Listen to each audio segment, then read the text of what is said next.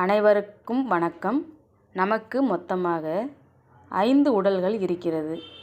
ஸ்தூல உடல், சூட்சும உடல், அதிசூட்சும உடல், காரண உடல், அதாவது ஆனந்த உடல், இறுதியாக ஏக உடல். ஒவ்வொரு உடலுக்கும் தனித்தனியாக பாகங்கள் இருக்கிறது. முதலில் ஸ்தூல உடல். இதற்கு 5 பூதங்கள் இருக்கிறது. சூட்சும உடல். இதற்கு ஐம்பூதங்கள் 5, ஞானேந்திரியங்கள் 5, கருமேந்திரியங்கள் 5, மனம் 1, மொத்தம் 16 பாகங்கள் இருக்கிறது. அதிசூட்சும உடல்.